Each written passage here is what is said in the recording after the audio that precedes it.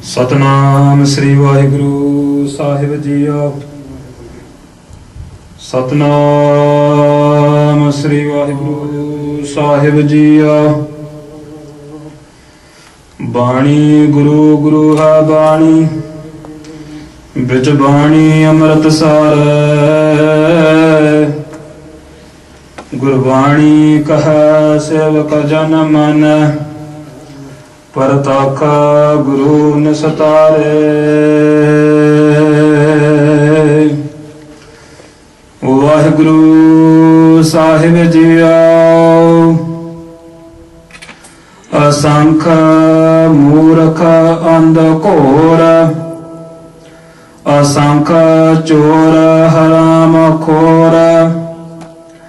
असंख अमर कर जाहे जोर,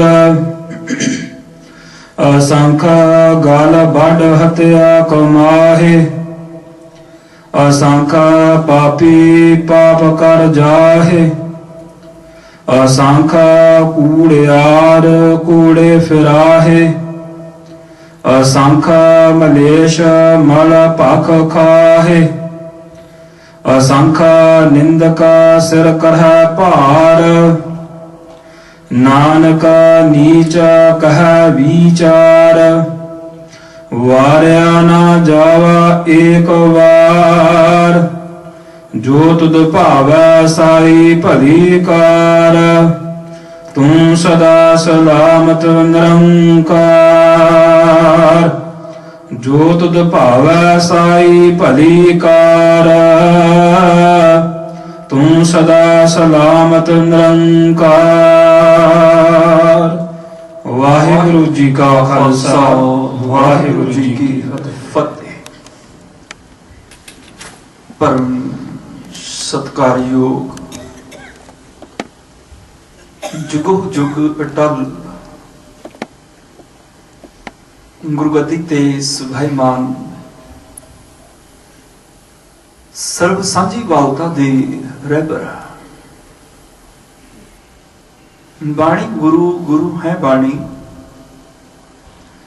विच बाणी अमृत सारे। गुर बाणी कह सेवक जन माने,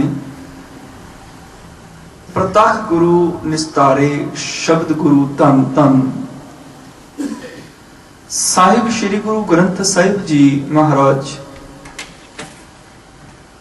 पातशाह जी दे पावन चरणों के अंदर सुशोभित होए बैठे गुरु सवारे सत्संगी जनों, आप वडभागी हो। अमृतमयी बाणी दा रस बिना कीर्तन गुरमुख प्यारियां पासों आप बड़े ही प्यार अदब सहित सरवण कर रहे सी। इस तो उपरंत रोजाना की तरह चल रही लड़ीवार साहिब श्री गुरु ग्रंथ साहिब जी की बाणी के विचार नाल आपां सांझ पाइए। चल रही बाणी के विचार दे विच आप जी सतगुरु गुरु ग्रंथ साहिब पातशाह जी की मुढ़ली आरंभक बाणी जपजी साहिब की विचार सरवण कर रहे हो। ये वो बाणी है जिदा सिख पंथ विच सब तो ज्यादा वार पाठ होया, और गुरसिख बहुता जिहड़ा ने जिहड़ा अजे सिक्खी वाल चलना शुरू होया वो भी जपजी साहिब के पाठ तो आरंभ करता है। ते जपजी साहिब ही वो बाणी है जिहदे संसार दे विच सब तो वध अर्थ कीते गए ने, सब तो ज्यादा सटीक ने। ते इस जपजी साहिब की बाणी दे विच ही गुरु नानक पातशाह जी ने सिख धर्म की फिलासफी नूं दर्ज कीता है, जिहदा एक एक वचन एक एक अखर जिहड़ा सिख सिद्धांतां की तर्जमानी करता है। ते जपजी साहिब की जिहड़ी चल रही बाणी की विचार है, इहदियां पिछलियां 17 पौड़ियां की विचार आप सरवण कर चुके हो। ते 18वीं पौड़ी की विचार अज तो आरंभ है। ते अज दे इन्हां वचनां अंदर गुरु नानक पातशाह जी ने महरामत की, परमेश्वर जी की इस कायनात इस कुदरत का जिक्र किया, कितनी को महान ते कितनी को विस्तृत है। ਤੇ ਗੁਰੂ ਨਾਨਕ ਪਾਤਸ਼ਾਹ ਜੀ ਦੇ ਇਹਨਾਂ ਬਚਨਾਂ ਨਾਲ ਸਾਂਝ ਪਾਉਣ ਤੋਂ ਪਹਿਲਾਂ ਆਪ ਸਭ ਮਾਈ ਭਾਈ ਮਨਾਂ ਨੂੰ ਗੁਰ ਚਰਨਾਂ ਨਾਲ ਜੋੜੋ, ਸੁਰਤੀਆਂ ਨੂੰ ਇਕਾਗ੍ਰਿਤ ਕਰੋ। ਕਬੀਰ ਏਕ ਘੜੀ ਆਦਿ ਕਰੀ, ਆਦਿ ਹੁਣ ਤੇ ਆਦ ਭਗਤਨ ਸੇਤੀ ਗੋਸ਼ਟੇ, ਜੋ ਕੀਨੇ ਸੋ ਲਾਭ ਦੇ ਮਹਵਾਕ ਅਨੁਸਾਰ। ਜਿਤਨਾ ਵੀ ਸਮਾਂ ਗੁਰ ਸ਼ਬਦ ਦੀ ਵਿਚਾਰ ਨਾਲ ਸਾਂਝ ਪੈ ਸਕੇ, ਇਹ ਵਿਚਾਰ ਸਾਡੀ ਜ਼ਿੰਦਗੀ ਨੂੰ ਲਾਭ ਪਹੁੰਚਾ ਸਕੇ, ਸਾਹਿਬ ਜੀ ਦੀ ਅਸੀਸ ਹਾਸਲ ਕਰਨ ਹਿਤ ਬੜੇ ਹੀ ਪਿਆਰ ਅਦਬ ਸਹਿਤ ਰਸਪਨੀ ਆਵਾਜ਼ ਵਿੱਚ ਉਚਾਰਨ ਕਰੋ ਜੀ। ਸਤਨਾਮ ਸ੍ਰੀ ਵਾਹਿਗੁਰੂ ਜੀ। ਅਸੰਖ ਮੂਰਖ ਅੰਧ ਘੋਰ। ਸਾਹਿਬ ਸ੍ਰੀ ਗੁਰੂ ਨਾਨਕ ਦੇਵ ਜੀ ਮਹਾਰਾਜ ਪਾਤਸ਼ਾਹ ਜੀ ਦੇ ਪਾਵਨ ਮੁਖਾਰਬਿੰਦ ਤੋਂ ਉਚਾਰਨ 18ਵੀਂ ਪੌੜੀ ਦੇ ਪਹਿਲੇ ਹੀ ਇਹ ਬਚਨ ਹੈ। ਪਰਮੇਸ਼ਰ ਜੀ ਦੀ ਕੁਦਰਤ ਦਾ ਜਦੋਂ ਗੁਰੂ ਨਾਨਕ ਪਾਤਸ਼ਾਹ ਜੀ ਨੇ ਵਰਣਨ ਕੀਤਾ ਤੇ ਪਹਿਲਾਂ ਇਸ ਤੋਂ ਪਿਛਲੀ ਪੌੜੀ ਜਿਹੜੀ 17ਵੀਂ ਹੈ ਉਹਦੇ ਵਿੱਚ ਧਰਮੀ ਲੋਕਾਂ ਦਾ ਜ਼ਿਕਰ ਕੀਤਾ ਹੈ, ਜਿਨ੍ਹਾਂ ਦੀ ਸਾਂਝ ਧਰਮ ਨਾਲ ਕਿਸੇ ਨਾ ਕਿਸੇ ਤਰੀਕੇ ਨਾਲ ਰਹੀ। ਅਗਲੀ ਜਿਹੜੀ ਪੌੜੀ ਉਹਨਾਂ ਦੀ ਹੈ ਜਿਨ੍ਹਾਂ ਦਾ ਸੰਬੰਧ ਧਨ ਦੇ ਨਾਲ ਰਹੇ। ਪਿਛਲੀ ਪੌੜੀ ਦੇ ਉਹ ਗੁਰਮੁਖ ਸਨ ਜਿਨ੍ਹਾਂ ਦੀ ਸਾਂਝ ਨਿਰੰਕਾਰ ਨਾਲ ਰਹੀ, ਤੇ ਦੂਸਰੀ ਇਸ ਪੌੜੀ ਦੇ ਵਿੱਚ ਉਹਨਾਂ ਦਾ ਜ਼ਿਕਰ ਜਿਨ੍ਹਾਂ ਦੀ ਸਾਂਝ ਸੰਸਾਰ ਦੇ ਨਾਲ ਹੈ। ਤੇ ਗੁਰੂ ਨਾਨਕ ਪਾਤਸ਼ਾਹ ਜਦੋਂ ਸੰਸਾਰ ਇਸ ਕੁਦਰਤ ਨੂੰ ਦੇਖਦੇ ਨੇ, ਕਹਿਣ ਲੱਗੇ ਸੰਸਾਰ ਦੇ ਵਿੱਚ ਜਿੱਥੇ ਚੰਗੇ ਗੁਰਮੁਖ ਤੇ ਧਰਮੀ ਲੋਕ ਵਸਦੇ ਨੇ, ਉੱਥੇ ਇਸ ਸੰਸਾਰ ਦੇ ਵਿੱਚ ਅਨੇਕਾਂ ਵਿਕਾਰੀ ਪਾਪੀ ਤੇ ਮਨਮੁਖ ਲੋਕ ਵੀ ਵਸਦੇ ਨੇ, ਜਿਹਦੀ ਸ਼ੁਰੂਆਤ ਗੁਰੂ ਨਾਨਕ ਪਾਤਸ਼ਾਹ ਨੇ ਕੀਤੀ ਮੂਰਖਾਂ ਤੋਂ। ਅਸੰਖ ਮੂਰਖ ਅੰਧ ਘੋਰ। ਅੰਧ ਮੈਨੇ ਮਹਾ, ਘੋਰ ਮੈਨੇ ਵੱਡੇ। ਇੱਥੇ ਤੇ ਐਸੇ ਐਸੇ ਮੂਰਖ ਵਸਦੇ ਨੇ ਜਿਨ੍ਹਾਂ ਦੀ ਗਿਣਤੀ ਕਰਨੀ ਸੰਭਵ ਨਹੀਂ ਹੈ, ਅਸੰਖ ਨੇ। ਕਿਉਂਕਿ ਵੱਡੀ ਤੋਂ ਵੱਡੀ ਸੰਖਿਆ ਜਿਹੜੀ ਉਹ ਸੰਖ ਮੰਨੀ ਗਈ। ਲੱਖ, 10 ਲੱਖ, ਕਰੋੜ, 10 ਕਰੋੜ, ਅਰਬ, 10 ਅਰਬ, ਖਰਬ, 10 ਖਰਬ, ਨੀਲ, 10 ਨੀਲ, ਪਦਮ, 10 ਪਦਮ, ਸੰਖ, 10 ਸੰਖ। ਤੇ ਜਿੱਥੇ ਸੰਖਿਆ ਵੀ ਨਾ ਰਹੇ ਉਹਨੂੰ ਆਖਦੇ ਨੇ ਅਸੰਖ, ਜਿਹਦੀ ਗਿਣਤੀ ਨਾ ਹੋ ਸਕੇ। ਅਸੰਖ ਮੂਰਖ ਅੰਧ ਘੋਰ। ਕਹਿੰਦੇ ਇੱਥੇ ਵੱਡੇ ਤੋਂ ਵੱਡੇ ਮਹਾ ਮੂਰਖ ਜਿਹੜੇ ਨੇ ਇਸ ਕਾਇਨਾਤ ਕੁਦਰਤ ਦੇ ਵਿੱਚ ਰਹਿੰਦੇ ਨੇ, ਵਸਦੇ ਨੇ। ਮੂਰਖ ਕਿਹਨੂੰ ਆਖਦੇ ਨੇ? ਗੁਰਬਾਣੀ ਨੇ ਜ਼ਿਕਰ ਕੀਤਾ, ਕਹਿਣ ਲੱਗੇ ਮੂਰਖ ਉਹ ਹੈ ਜਿਹੜਾ ਅਹੰਕਾਰ ਤੇ ਮੈਂ ਦੇ ਵਿੱਚ ਵਿਚਰਦਾ ਹੈ। ਬੋਲੇ ਨੂੰ ਦੁਨੀਆ ਭਰ ਦੇ ਗ੍ਰੰਥਾਂ ਦੇ ਪਾਠ ਸੁਣਾ ਦਿਓ, ਉਹਦੇ ਉੱਪਰ ਕੋਈ ਅਸਰ ਨਹੀਂ, ਕਿਉਂਕਿ ਉਹਦੇ ਕੰਨ ਸੁਣਦੇ ਹੀ ਨਹੀਂ ਹੈ। ਅੰਨੇ ਮਨੁੱਖ ਦੇ ਅੱਗੇ 150 ਵੀ ਦੀਵੇ ਜਗਾ ਕੇ ਰੱਖ ਦਿਓ, ਉਹਦੇ ਲਈ ਕੋਈ ਲਾਭ ਨਹੀਂ ਹੈ, ਕਿਉਂਕਿ ਅੰਨੇ ਨੂੰ ਨਜ਼ਰ ਹੀ ਨਹੀਂ ਆਉਂਦੀ ਰੋਸ਼ਨੀ।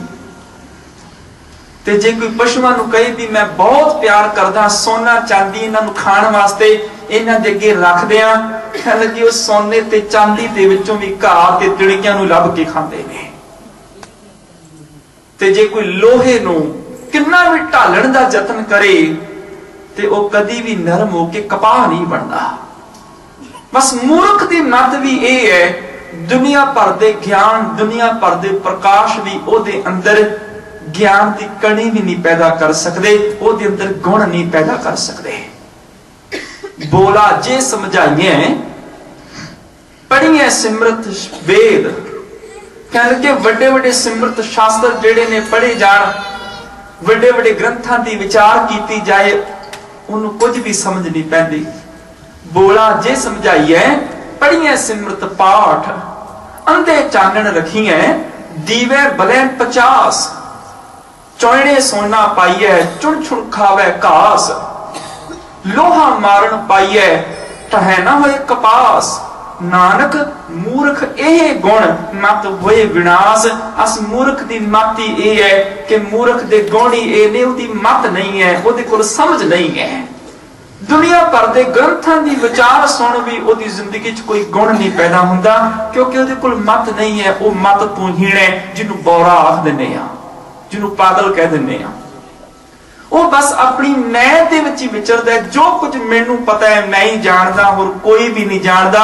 वो अपने अहंकार विच ही जिंदगी नूं बतीत करदा है। वो मूर्ख है। नानक मूर्ख यह गुण मत होई विनाश, जिन्हों गुरबाणी ने कह दिता। मूर्ख के क्या लक्षण है, क्या मूर्ख का कहना। मूर्ख सो जे मुग्ध है अहंकारे मरना। कह लगे अहंकार की मौते मरी चला जाता है। मैं मेरे विच उलझ के आखदा बस मैनू पता है, होर किसी नूं भी नहीं पता। जेड़ा बौरा हो चुकी है दुनिया भर के ज्ञान का भी जिहदे ते कोई असर नहीं है, उन्होंने आखदे ने मूर्ख, उन्होंने आखदे ने बौरा।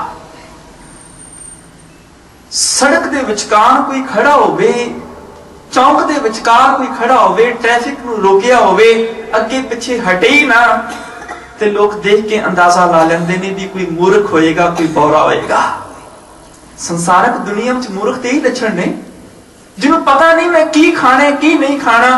भोजन भी मुंह च चुक के पा लेंदा है, इट्टां पत्थर ते मिट्टी भी चुक के मुंह च पा लेंदा है। जिन्हों ये नहीं पता मैं की बोलना है की नहीं बोलना, क्योंकि मत नहीं है, मत होई विनाश। जो मुंह विच आया वो बोल जाता है। जिन्हों ये नहीं पता किधर जाना है किधर नहीं, एक पासे तुरदा है ते तुरया चला जाता है, बैठा ते बैठे ही रहिंदा है, बोलदा ते बोलदा ही चला जाता है, चुप कीता ते मौन ही हो जाता है। कदी वस्त्र सीधे पहन लेंदा है, कदी पुठे पहन लेंदा है। जिन्हों पता नहीं है की खाना की बोलना, किधर जाना की करना, उन्होंने आखदे असीं बौरा है, एक पागल है। ते धर्म की दुनिया में भी वो मूर्ख है, वो बौरा है, जिन्हों अजे तक ये समझ नहीं पई मैं जबान तो की बोलना है की नहीं बोलना। जिन्हों पता नहीं है कदी जबान तो परमेश्वर जी की सिफत बोल लैंदा है, कदी इसे जबान तो निंदा ते चुगली भी बोल जाता है। जिन्हों पता नहीं है की सुनना है की नहीं, कदी गुरबाणी पाठ कीर्तन भी सुन लैंदा है, कदी इन्हां कन्नां दे नाल ही विकारी फोके गीत ते झूठ भी सुनी जाता है।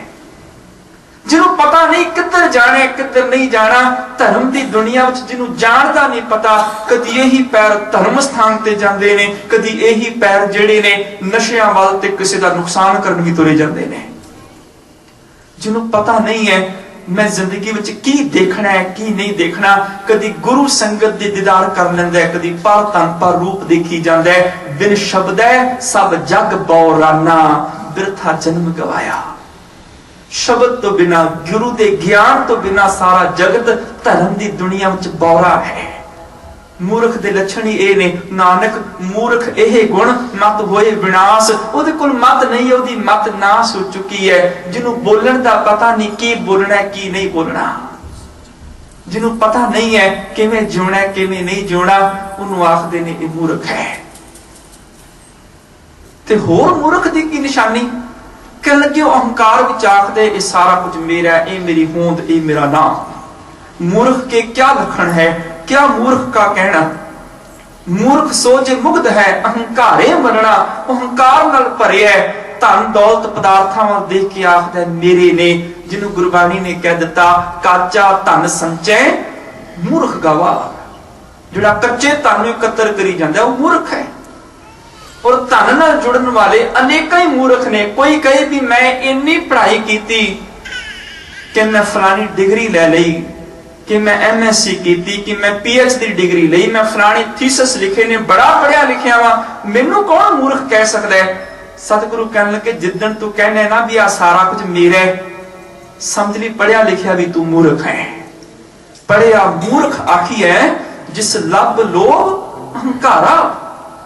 जो तेरे अंदर लोभ लालच हुंदा ना भी आ मेरे को इकत्तर हो जाए, ते अहंकार हुंदा ना भी आ कुछ मेरा है, समझ ली तू पढ़िया लिखिया भी मूर्ख है। उन्होंने भी गुरबाणी ने मूर्ख कह दिता। जिहड़ा लोभ दे विच ग्रसिया होया है, अहंकार च फसिया होया है, वो भी मूर्ख है। ते इस तरह की धरती ते अनेक लोग ने जिन्होंने धर्म की जिंदगी में जिउण की जाच नहीं आई। असंख मूर्ख अंध घोर, कह के असंख्य ही ने वो मूर्ख जिहड़े अंध मैंने महान महा वड्डे, घोर मैंने वड्डे तो वड्डे मूर्ख जिहड़े ने इस जगत दे विच जिउ रहे हन। असंख चोर हराम खोर, ते असंख मैंने संख्या तो ही रहत जिन्हां दी गिनती नहीं है। चोर जिहड़े दूजे दे धन नूं चुराण वाले ने, हराम खोर जिहड़े दूजे दी कमाई ते पल के भी कदी ज़बान तो शुकराना नहीं अदा कर सकते। ਉਹ ਚੋਰ ਵੀ ਨੇ ਜਿਹੜੇ ਦੂਜੇ ਦੇ ਧਨ ਦੌਲਤ ਨੂੰ ਲੁੱਟ ਖੋ ਕੇ ਆਪਣੇ ਘਰ ਨੂੰ ਭਰਨਾ ਚਾਹੁੰਦੇ ਨੇ, ਆਪਣੇ ਘਰ ਦੇ ਵਿੱਚ ਸਾਰਾ ਕੁਝ ਇਕੱਤਰ ਕਰਨਾ ਚਾਹੁੰਦੇ ਨੇ। ਅਸੰਖ ਚੋਰ ਹਰਾਮਖੋਰ ਬਹੁ ਪ੍ਰਪੰਚ ਕਰ ਪਰ ਧਨ ਲਿਆਵੇ, ਸੁਤ ਦਾਰਾ ਪਹਿ ਆਨ ਲੁਟਾਵੇ, ਮਨ ਮੇਰੇ ਭੂਲੇ ਕਪਟ ਨਾ ਕੀਜੈ, ਅੰਤ ਨਦੇਰਾ ਤੇਰੇ ਜੀ ਪਹਿ ਲੀਜੈ। ਜਿਹੜੇ ਅਨੇਕਾਂ ਤਰੀਕਿਆਂ ਨਾਲ ਵਲ ਛਲ ਨਾਲ ਦੁਨੀਆ ਦੀ ਧਨ ਦੌਲਤ ਇਕੱਤਰ ਕਰ ਕਰਕੇ ਲੁੱਟ ਲੁੱਟ ਕੇ ਲੈ ਕੇ ਆਉਂਦੇ ਨੇ, ਕਹਿ ਲੱਗੇ ਉਹਨਾਂ ਚੋਰਾਂ ਦੀ ਵੀ ਇਸ ਧਰਤੀ ਤੇ ਕਮੀ ਨਹੀਂ। ਤੇ ਹਰਾਮਖੋਰ ਉਹ ਜਿਹੜੇ ਕੀਤੇ ਹੋਏ ਨੂੰ ਨਾ ਜਾਣਨ, ਜਿਹੜੇ ਕੀਤੇ ਨੂੰ ਨਾ ਜਾਣ ਬਲਕਿ ਕਿਸੇ ਦੇ ਕੀਤੇ ਉਪਕਾਰ ਨੂੰ ਭੁੱਲ ਜਾਣ ਤੇ ਕਿਸੇ ਦੀ ਦਿੱਤੀ ਚੀਜ਼ ਨੂੰ ਲੈ ਕੇ ਵੀ ਜ਼ਬਾਨ ਤੋਂ ਸ਼ੁਕਰਾਨਾ ਨਾ ਅਦਾ ਕਰਨ, ਉਹ ਜਿਹੇ ਹਰਾਮਖੋਰ ਵੀ ਦੁਨੀਆ ਤੇ ਬੜੇ ਨੇ।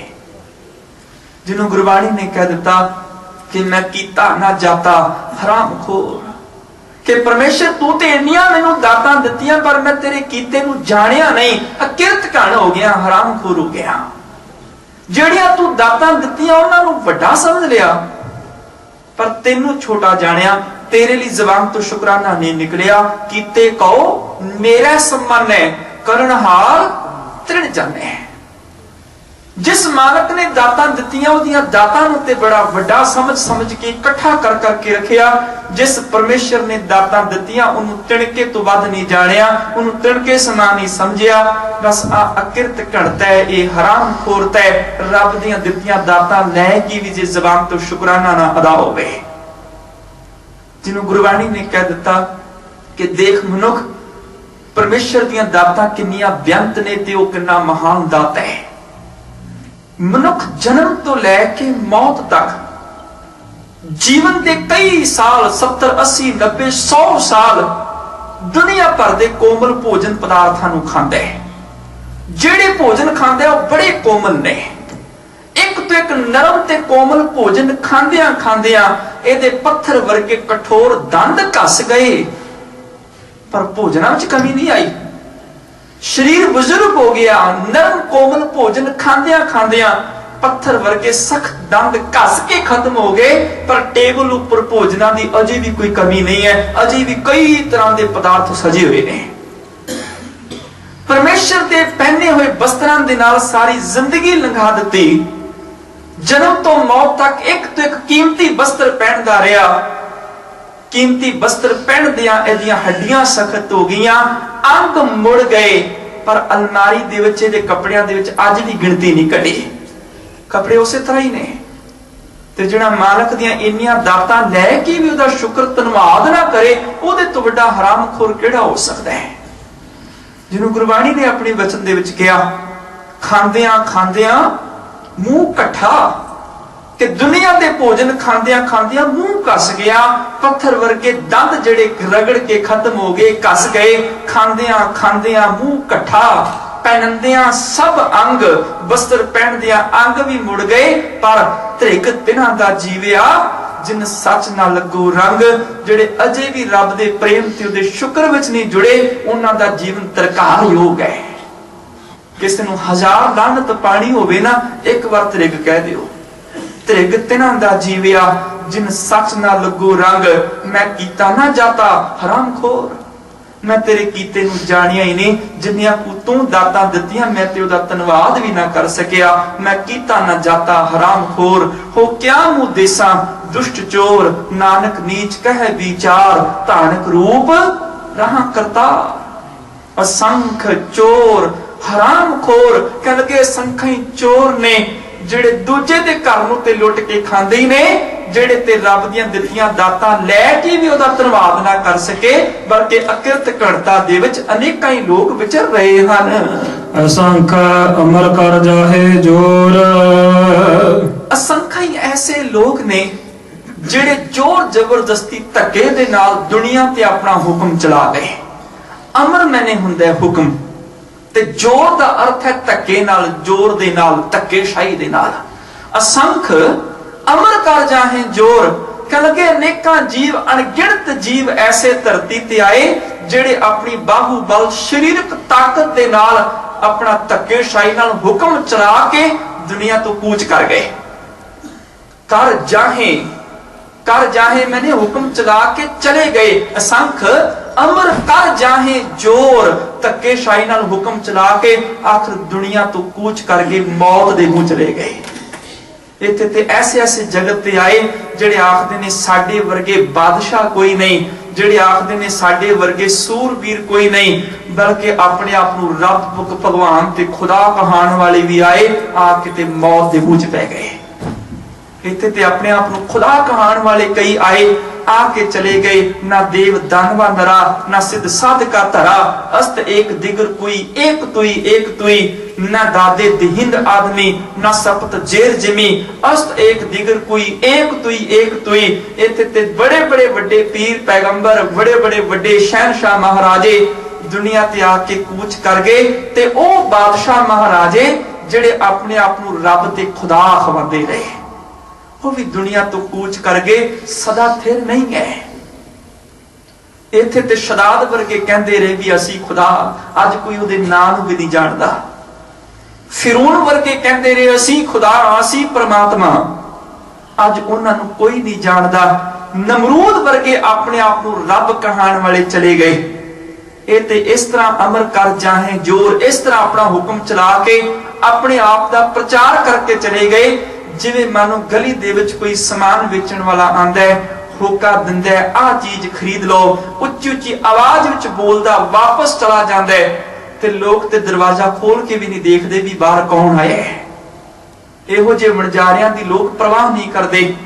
अपने नां दा उच्ची उच्ची होका देण वाले बादशाह भी आए वणजारियां दे वांग होका दे के चले गए, किसी ने जानिया तक नहीं। समान बेचण वाला चला जांदे, लोग जान तो बाद उन्हें कदी याद भी नहीं करते। फिरौन ते शदाद वर्गियां नूं नमरूद वर्गियां नूं कौन याद करदा है? जदों शाह मुहम्मद ने जंगनामा लिखिया ना सिंघां दा ते फरंगियां दा, ओहदे च उहने शुरुआत कीती सी कहण लगा परमेश्वर जीओ इत्थे ते अपने आप नूं रब कहाण वाले जोर जबरदस्ती अपने नां दे हुक्म चलाण वाले कई आए, मौत दे मुंह पै गए, पर कोई भी दुनिया ते थिर नहीं रहा। यह जग है सराय मुसाफिरां दी, इत्थे जोर वाले कई आए गए। शदाद फिरौन नमरूद जिहे दावा बन खुदाए कहाए गए। अकबर शाह जिहे दिल्ली दे विच जी वांग मरजारियां फेरी पाए गए। शाह मुहम्मदा रहेगा रब सच्चा वाजे कूड़ दे कई वजाए गए। परमेश्वर ने सदैव रहना, अपने नाम दे वाजे वजाण वाले ते कई आए चले गए। पास दमामे छत सिर भेरी सटो रड इन्हां बादशाहां दे महल दरबार सजे हुए ने, नगारे पए ने पर चोटां कोई नहीं अज मारदा। सटो रड उचारण वाले कवि जेड़े बैठे ने कोई बादशाह दी सिफत नहीं करदा। छतर ते सिंघासन खाली पए ने, कोई नहीं आके हुण इन्हां बादशाहां दी सिफत करदा। पूछा क्यों? कह लगे कल तक जिस बादशाह दी सिफत करते रहे हैं वो अज यतीमां दी तरह धरती च गड्ढिया गया है ते जिहड़ा मिट्टी च मिल जाए ओदी कौन सिफत करदा है।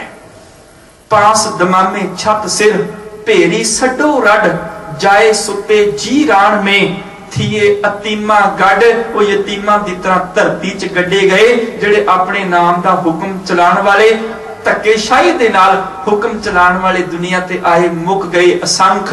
अमर कर जाहे जोर धक्केशाही दे नाल अपने हुक्म चलाण वाले अणगिणत जीव संसार ते आए ते चले गए हन। असंख गल बड़ हत्या कमाहे ते अणगिणत ही ऐसे जीव ने ਜਿਹੜੇ दूसरे दे गल नूं वढदे ने, हत्या करदे ने। हत्या केवल शरीर दी नहीं हुंदी, शरीरक तौर ते मौत देण वाले ओ गल वढ ਜਿਹੜੇ ਕਿਸੇ ਦੇ ਗਲੇ ਨੂੰ ਵਢਦੇ ਨੇ, ਜਿਹੜੇ ਕਿਸੇ ਨੂੰ ਮਾਨਸਿਕ ਤੌਰ ਤੇ ਮਾਰਦੇ ਨੇ ਉਹ ਵੀ ਹੱਤਿਆ ਹੈ, ਤੇ ਜਿਹੜੇ ਕਿਸੇ ਨੂੰ ਆਤਮਿਕ ਤੌਰ ਤੇ ਮਾਰਦੇ ਨੇ ਉਹ ਵੀ ਹੱਤਿਆ ਹੈ। ਕੇਵਲ ਸਰੀਰਕ ਹੀ ਨਹੀਂ ਮਾਨਸਿਕ ਤੌਰ ਤੇ ਵੀ ਕਿਸੇ ਨੂੰ ਮਾਰਨ ਵਾਲੇ ਇੱਕ ਤੋਂ ਇੱਕ ਹੱਤਿਆਰੇ ਨੇ ਇਸ ਧਰਤੀ ਦੇ ਅੰਦਰ, ਜਿਹੜੇ ਦੂਸਰੇ ਦਾ ਗਲ ਵੱਢ ਕੇ ਦੂਸਰੇ ਨੂੰ ਮੌਤ ਦੇ ਮੂੰਹ ਪਹੁੰਚਾਉਂਦੇ ਨੇ। ਇਹੋ ਜਿਹਿਆਂ ਦੀ ਗਿਣਤੀ ਦੀ ਵੀ ਕਮੀ ਨਹੀਂ ਹੈ। असंख मैंने गिनती तो रहत ने। कदी एक बाबर आया सी हिंदुस्तान दी धरती ते जिदे वाल देख के गुरु नानक पातशाह ने कहा सी पाप की जंज लै काबलों धाया जोरी मंगै दान वे लालो। पाप दी बरात लैके आने वाला एक बाबर सी, ਹੁਣ ਤੇ ਸੈਂਕੜੇ ਬਾਦਰ ਤੁਰੇ ਫਿਰਦੇ ਨੇ ਜਿਹੜੇ ਪਾਪ ਦੀ ਬਰਾਤ ਲੈ ਕੇ ਜਦੋਂ ਬੱਚੀ ਨੂੰ ਵਿਆਹ ਕੇ ਜਾਂਦੇ ਨੇ, ਦਾਜ ਨਾ ਮਿਲੇ ਤੇ ਅਗਲੇ ਨੂੰ ਮਾਰ ਹੀ ਦਿੰਦੇ ਨੇ। ਦਾਜ ਨਾ ਮਿਲੇ, ਸਮਾਨ ਨਾ ਮਿਲੇ ਤੇ ਉਸ ਬੱਚੀ ਨੂੰ ਮਾਰ ਹੀ ਦੇਣਾ, ਅੱਗ ਲਾ ਕੇ ਸਾੜ ਹੀ ਦੇਣਾ, ਉਹਦੀ ਜ਼ਿੰਦਗੀ ਨੂੰ ਹੀ ਖੋ ਲੈਣਾ। ਜੇ ਸਰੀਰਕ ਤੌਰ ਤੇ ਨਹੀਂ ਤੇ ਮਾਨਸਿਕ ਤੌਰ ਤੇ ਉਹਨੂੰ ਮਾਰ ਕੇ ਖਤਮ ਕਰ ਦੇਣਾ। ਇਹੋ ਜਿਹੇ ਹਥਿਆਰੇ ਇੱਕ ਤੋਂ ਇੱਕ ਨੇ। असंख गल वड हत्या करना है क्योंकि अनेक ही ऐसे जीव ने अनगिनत ने ਜਿਹੜੇ ਕਿਸੇ ਦੀ ਹੱਤਿਆ ਕਰਕੇ ਪਾਪ ਕਮਾਉਂਦੇ ਹਨ। असंख पापी पाप कर जाहे। असंਖ ਹੀ ਅਣਗਿਣਤ ਅਨੇਕਾਂ ਜੀਵ ਐਸੇ ਨੇ ਜਿਹੜੇ ਪਾਪ ਕਰ ਕਰਕੇ ਪਾਪ ਵਿੱਚ ਹੀ ਖਚਤ ਹੋ ਕੇ ਖਤਮ ਹੋ ਗਏ। असंख पापी पाप कर जाहे जाहे मैंने मौत दे मुंह चले गए। अनेका आए पर पापी कर्म कमावदे करदे हाय हाय। नानक जो मथन माधानियां ते मथे धर्म राए आखिर मौत दे मुंह चले जांदे हन। असंख कूड़ियार कूड़े फिराहे। असंख अनेक ही अणगिणत जीव ऐसे ने ਜਿਹੜੇ ਕੂੜਿਆਰ ਨੇ, ਭਾਵ ਜ਼ਬਾਨ ਤੋਂ ਝੂਠ ਤੇ ਕੂੜ ਖਿਲਾਰਨ ਵਾਲੇ ਨੇ। ਕੂੜੇ ਫਿਰਾਹੇ ਕਹਿਣ ਲੱਗੇ ਜਿਹੜੇ ਝੂਠ ਫਲਾਉਂਦੇ ਚਲੇ ਜਾਂਦੇ ਨੇ, ਨਿੰਦਿਆ ਤੇ ਚੁਗਲੀ ਦਾ ਗੰਦਗੀ ਤੇ ਖਲਾਰਾ ਫਲਾਉਂਦੇ ਜਾਂਦੇ ਨੇ, ਉਹਨਾਂ ਦੀ ਵੀ ਇਸ ਧਰਤੀ ਤੇ ਕਮੀ ਨਹੀਂ। ਤੇ ਯਾਦ ਰੱਖੋ ਗੁਰੂ ਨੇ ਇੱਕ ਬਚਨ ਕੀਤਾ ਸੀ, ਕੰਨੀ ਸੂਤਕ ਕੰਨ ਪੈ ਲਾਇਤ ਬਾਰੀ ਖਾਏ। ਸਿੱਖਾਂ ਨਿੰਦਿਆ ਚੁਗਲੀ ਤੇ ਗੰਦ ਤੋਂ ਬਚ ਕੇ ਰਹੀ, ਤੂੰ ਜ਼ਬਾਨ ਤੋਂ ਕੂੜਾ ਨਾ ਖਿਲਾਰੇ। ਕਿਉਂਕਿ ਕੂੜਾ ਖਿਲਾਰਨ ਵਾਲੇ ਜਿਹੜੇ ਨੇ ਨਾ, ਗੁਰਬਾਣੀ ਨੇ ਉਹਨਾਂ ਨੂੰ ਸੂਰ ਨਾਲੋਂ ਵੀ ਮਾੜਾ ਕਿਹਾ। ਕਹਿਣ ਲੱਗੇ ਅਜੇ ਕੁੜਿਆਰ ਜਿਹੜਾ ਇੰਨਾ ਬੁਰਾ ਹੈ, ਉਹਦੇ ਨਾਲੋਂ ਸੂਰ ਅਜੇ ਚੰਗਾ ਹੈ। ਪੁੱਛਿਆ ਕਿਵੇਂ? ਕਹਿਣ ਲੱਗੇ ਜਿਸ ਰਸਤਿਓਂ ਸੂਰ ਲੰਘ ਜਾਏ ਨਾ, ਉਹ ਗੰਦਗੀ ਨੂੰ ਖਾ ਕੇ ਖਤਮ ਕਰਦਾ ਜਾਂਦਾ ਹੈ, ਤੇ ਜਿਸ ਰਸਤਿਓਂ ਨਿੰਦਕ ਤੇ ਕੂੜਿਆਰ ਲੰਘ ਜਾਏ, ਉਹ ਨਿੰਦਿਆ ਚੁਗਲੀ ਤੇ ਝੂਠ ਦਾ ਕੂੜਾ ਕਰਕਟ ਖਲੇਰਦਾ ਚਲਾ ਜਾਂਦਾ ਹੈ। बस इन्ना को फर्क है। सूर अजे कुड़ियार नालों चंगा है, वो जिधरों लंघदा है सफाई कर जांदा है, ते जिहड़ा कुड़ियार है वो जिधरों लंघदा है अपनी गंदगी दा कूड़ा करकट बखेरदा चला जाता है। कबीर साकत ते शुक्र भला रख है अच्छा गाँव, वो साकत बपुरा मर गया कोई ना लह नाओ। ते याद रखो कोई साडे घर दे दरवाजे च कूड़ा सुट जाए ना, असीं ओदे नाल लड़न नूं तैयार हो जांदे हां। कोई साडे घर दे विच कूड़ा सुट जाए, साडे वस्त्रां कपड़ियां दे उपर कोई गंदगी सुट देवे, असीं ओदे नाल लड़न नूं तैयार हो जांदे आ। इहने साडे घर नूं खराब कीता है, इहने साडे वस्त्रां नूं मैला कीता है। पर जदों कि निंदिया चुगली दा कूड़ा करकट साडे कंनां 'च सुट जांदा है ना, उदों असीं बड़े खुश हो जांदे आ। उदों असीं बड़े प्रसन्न हुंदे आ भी आह गल तूं बड़ी वधिया मैनूं सुणाई। उदों कदी गुस्से च नहीं आए भी तू अपनी कूड़ा करकट इस बुरे विचारां दा गंद मेरे जीवन च क्यों सुट चले। उदों असीं किसी नूं माड़ा नहीं आखदे। कोई साडे कपड़ियां ते घर च कूड़ा सुट जाए लड़न नूं तैयार हो जांदे आ। जदों कोई निंदिया चुगली झूठ दा कूड़ा साडे कंनां च सुट जांदा है, साडी जिंदगी दे विच मैला घोल जांदा है, उदों असीं लड़न नूं तैयार नहीं हुंदे, उल्टा खुश हो जांदे आ। तां ही गुरु ने कह दित्ता सिखा किन्ना चंगा होवे जिस लायत बारी तो दूर चला जाए, मेरे मोहन सरवणी एह ना सुनाए। साकत गीत नाद धुन गावत बोलत बोल अजाए, व्यर्थ जान वाले बोल निंदा चुगली झूठ विकारी गीत मेरे परमेश्वर मेरे कन्नां नूं आह चीजां ना सुनाई। ते कुड़ियार दा ते काम ही कूड़ा बखेरना हुंदा है। ते ऐसा कुड़ियार बंदा निंदक बंदा टक्कर जाए ना, जिहड़ा ज़बान तो निंदा चुगली झूठ दा कूड़ा बखेरदा होवे, ऐसा बंदा जिंदगी च आ ही जाए, ओदे तो खेड़ा छुड़ाउण दा बड़ा वधिया तरीका है। सवेर तो शाम तक गल्लां करदियां वारी ना आण दे, उन्होंने कहो भी इस तरह कर, हुण शाम हो गई है, आपां बैठ के रहला साहिब दा पाठ कर लईए। ते देखो ते दौड़दियां देर नहीं लगेगी।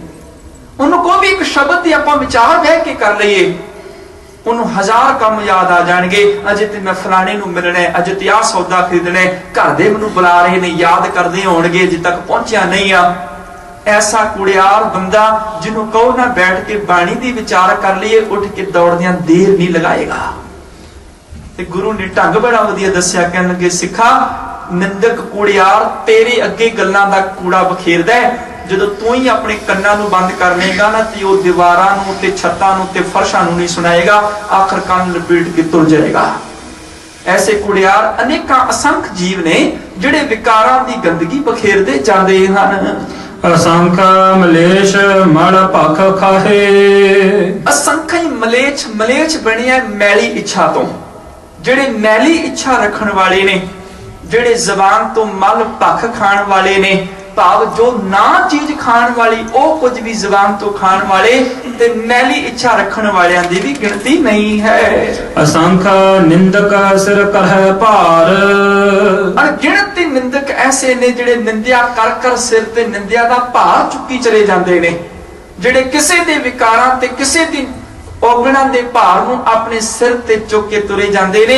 ਇਹੋ ਜਿਹਾ ਨਿੰਦਕਾਂ ਦੀ ਵੀ ਦੁਨੀਆ ਤੇ ਕਮੀ ਨਹੀਂ ਹੈ। ਨਾਨਕ ਨੀਚ ਕਹੈ ਵਿਚਾਰ। ਤੇ ਸਤਿਗੁਰੂ ਪਾਤਸ਼ਾਹ ਨੇ ਇੱਥੇ ਆ ਕੇ ਨਿਮਰਤਾ ਦੀ ਹੱਦ ਕਰ ਦਿੱਤੀ। 3 ਪੌੜੀਆਂ ਨੇ। ਕੁਦਰਤ ਕਵਣ ਕਹਾ ਵਿਚਾਰ, ਵਾਰਿਆ ਨਾ ਜਾਵਾਂ ਏਕ ਵਾਰ ਇਹ ਵਲੀਆਂ। ਇੱਕ ਅਸੰਖ ਜਪ ਹੈ, ਇੱਕ ਅਸੰਖ ਮੂਰਖ, ਇੱਕ ਅਸੰਖ ਨਾਮ। ਜਿਹੜੀ ਪਹਿਲੀ ਪੌੜੀ ਹੈ ਨਾ ਅਸੰਖ ਜਪ, ਇਹਦੇ ਅਖੀਰ ਤੇ ਆ ਜਾਂਦਾ ਹੈ ਅਸੰਖ ਸੂਰ ਮੂੰਹ ਪੱਖ ਸਾਰ, ਅਸੰਖ ਮੋਨ ਲਿਵ ਲਾਹੇ ਤਾਰ, ਕੁਦਰਤ ਕਵਣ ਕਹਾ ਵਿਚਾਰ। ਜਿਹੜੀ ਤੀਜੀ ਹੈ ਨਾ ਅਸੰਖ ਨਾਮ ਵਾਲੀ ਪੌੜੀ, ਉਹਦੇ ਵਿੱਚ ਆ ਜਾਂਦਾ ਜੇਤਾ ਕੀਤਾ ਤੇਤਾ ਨਾਉ ਮਿਣ ਨਾਵੇਂ ਨਾਹੀ ਕੋ ਥਾਉ, ਕੁਦਰਤ ਕਵਣ ਕਹਾ ਵਿਚਾਰ। ਪਰ ਜਿਹੜੀ ਵਿਚਕਾਰਲੀ ਪੌੜੀ ਹੈ ਨਾ ਅਸੰਖ ਮੂਰਖ ਵਾਲੀ, ਇਹਦੇ ਵਿੱਚ ਗੁਰੂ ਨਾਨਕ ਪਾਤਸ਼ਾਹ ਨੇ ਨਿਮਰਤਾ ਦੀ ਹੱਦ ਮੁਕਾ ਦਿੱਤੀ ਕਿ ਐ ਮੇਰੇ ਪ੍ਰਮਾਤਮਾ ਜੀਓ, ਮੈਂ ਕੁਦਰਤ ਦਾ ਨਕਸ਼ਾ ਖਿੱਚ ਰਿਹਾ। ਇਸ ਸੰਸਾਰ ਦੇ ਲੋਗੋ, ਦੁਨੀਆ ਵਿੱਚ ਕਿਸ ਕਿਸ ਤਰ੍ਹਾਂ ਦੇ ਲੋਕ ਨੇ ਮੈਂ ਉਹਨਾਂ ਦੀ ਗਿਣਤੀ ਦੱਸ ਰਿਹਾ, ਹਾਲਾਂਕਿ ਗਿਣਤੀ ਦੱਸ ਨਹੀਂ ਸਕਦਾ। ਮੈਂ ਕੌਣ ਆ ਵਿਚਾਰ ਕਰਨ ਵਾਲਾ? ਕੁਦਰਤ ਕਵਣ ਕਹਾ ਵਿਚਾਰ। ਮੈਂ ਕੀ ਕੁਦਰਤੀ ਵਿਚਾਰ ਕਰ ਸਕਦਾ? ਇੱਥੇ ਇੱਕ ਤੋਂ ਇੱਕ ਧਰਮੀ ਨੇ, ਤੇ ਜਦੋਂ ਮਨਮੁਖਾਂ ਵਿਕਾਰੀਆਂ ਦੀ ਗਿਣਤੀ ਕੀਤੀ, ਇੱਕ ਤੋਂ ਇੱਕ ਵਿਕਾਰੀ ਨੇ, ਮਨਮੁਖ ਨੇ, ਨੀਚ ਪਾਪੀ ਦੁਰਾਚਾਰੀ ਚੋਰ ਹਰਾਮਖੋਰ ਲੋਕ ਵਸਦੇ ਨੇ।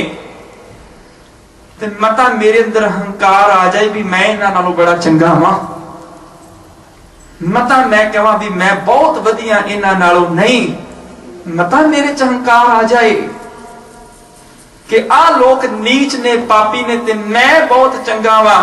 ਹਾਂ, ਇਹਨਾਂ ਦਾ ਜ਼ਿਕਰ ਮੈਨੂੰ ਕਰਨਾ ਪੈਣਾ ਸੀ। ਜੇ ਨਾ ਇਹਨਾਂ ਦਾ ਜ਼ਿਕਰ ਕਰਦਾ ਤੇ ਕੁਦਰਤ ਨਾਲ ਬੇਇਨਸਾਫੀ ਹੋ ਜਾਂਦੀ। ਜਿਹੜੀ ਗੱਲ ਲਿਖ ਰਿਹਾ ਕੁਦਰਤ ਦੀ, ਜਿਹਦੇ ਵਿੱਚ ਧਰਮੀ ਵੀ ਨੇ ਮਨਮੁਖ ਵੀ ਨੇ, ਜੇ ਮਨਮੁਖਾਂ ਦਾ ਨੀਚਾਂ ਦਾ ਜ਼ਿਕਰ ਨਾ ਕਰਦਾ ਤੇ ਕੁਦਰਤ ਨਾਲ ਬੇਇਨਸਾਫੀ ਹੋਣੀ ਸੀ। ਇਹ ਮੈਨੂੰ ਲਿਖਣਾ ਹੀ ਪੈਣਾ ਸੀ, ਪਰ ਮੈਂ ਕਿਤੇ ਇਹਨਾਂ ਨਾਲੋਂ ਬਹੁਤਾ ਚੰਗਾ ਨਹੀਂ ਆ। ਮਤਾ ਮੇਰੇ ਅੰਦਰ ਹੰਕਾਰ ਆ ਜਾਏ, ਮਣਾ ਤੂੰ ਵੀ ਤੇ ਨੀਚ ਹੀ ਹੈ ਨਾ। ਇਹ ਨਿਮਰਤਾ ਦੀ ਹੱਦ ਹੈ ਗੁਰੂ ਨਾਨਕ ਪਾਤਸ਼ਾਹ ਦੀ। ਸਿਰਫ ਆਹ ਪੌੜੀ ਹੈ ਜਿਹਦੇ ਵਿੱਚ ਗੁਰੂ ਨਾਨਕ ਪਾਤਸ਼ਾਹ ਨੇ ਕਿਹਾ ਨਾਨਕ ਨੀਚ ਕਹੈ ਵਿਚਾਰ। ਇਹ ਵਿਚਾਰ ਮੈਂ ਕੁਦਰਤ ਦੀ ਕਹਿ ਰਿਹਾ, ਨਾ ਕਵਾਂ ਤੇ ਬੇਇਨਸਾਫੀ ਹੋਏਗੀ। ਕੁਦਰਤ ਦੀ ਇਹ ਵਿਚਾਰ ਮੈਨੂੰ ਲਿਖਣੀ ਹੀ ਪੈਣੀ ਸੀ। ਜਿੱਥੇ ਧਰਮੀਆਂ ਦੀ ਗਿਣਤੀ ਦਾ ਜ਼ਿਕਰ ਕੀਤਾ, ਮਨਮੁਖਾਂ ਦੀ ਵੀ ਗਿਣਤੀ ਦਾ ਜ਼ਿਕਰ ਕਰਨਾ ਹੀ ਪੈਣਾ ਸੀ। ਨਾ ਕਰਦਾ ਬੇਇਨਸਾਫੀ ਹੁੰਦੀ, ਇਹ ਵਿਚਾਰ ਕਹਿਣੀ ਸੀ। ਪਰ ਮਤਾ ਹੰਕਾਰੀ ਹੋ ਜਾਵਾਂ ਮੈਂ, ਇੱਕ ਇਹੋ ਜਿਹੇ ਨੀਚ ਧਰਤੀ ਤੇ ਵਸਦੇ ਨੇ, ਇਹਨਾਂ ਨਾਲੋਂ ਮੈਂ ਚੰਗਾ ਵਾਂ। ਨਹੀਂ, ਇੱਥੇ ਆ ਕੇ ਗੁਰੂ ਨੇ ਕਹਿ ਦਿੱਤਾ ਮੈਂ ਵੀ ਤੇ ਨੀਚ ਆ। ਨਾਨਕ ਨੀਚ ਕਹੈ ਵਿਚਾਰ। ਮੈਂ ਵੀ ਨੀਚ ਆ, ਪਰ ਕੁਦਰਤ ਦੀ ਇੱਕ ਵਿਚਾਰ ਮੈਂ ਕਹਿ ਰਿਹਾ। ਯਾਦ ਰੱਖੋ, ਜਿੱਦਣ ਪਰਮੇਸ਼ਰ ਨੇ ਧਨ ਦੌਲਤ ਕੀਮਤੀ ਪਦਾਰਥ ਭਗਤੀ ਦੇ ਖਜ਼ਾਨੇ ਸਾਰਾ ਕੁਝ ਸੌਂਪਿਆ ਤੇ ਗੁਰੂ ਨਾਨਕ ਪਾਤਸ਼ਾਹ ਨੇ ਕਿਹਾ ਸੀ ਪਰਮੇਸ਼ਰ ਇੱਕ ਦਾਤ ਮੇਰੀ ਝੋਲੀ 'ਚ ਹੋਰ ਪਾ ਦਿਓ। ਕਿਹੜੀ ਦਾਤ? ਕਹਿਣ ਲੱਗੇ ਆ ਮੇਰੇ ਪਰਮੇਸ਼ਰ ਜੀਓ, ਇੱਕ ਚੀਜ਼ ਹੋਰ ਚਾਹੀਦੀ ਹੈ। ਪਰਮੇਸ਼ਰ ਨੇ ਕਿਹਾ ਸੀ ਧਨ ਦੌਲਤ ਭਗਤੀ ਦੇ ਖਜ਼ਾਨੇ ਸਿੰਘਾਸਨ ਤੱਕ ਦੇ ਦਿੱਤਾ, ਹੋਰ ਤੁਹਾਨੂੰ ਕੀ ਚਾਹੀਦਾ? ਤੇ ਸਿਆਣਿਆਂ ਦਾ ਕਥਨ ਹੈ ਕਿ ਸ਼ੇਰਨੀ ਦਾ ਦੁੱਧ ਦੁਰਲੱਭ ਹੁੰਦਾ ਹੈ।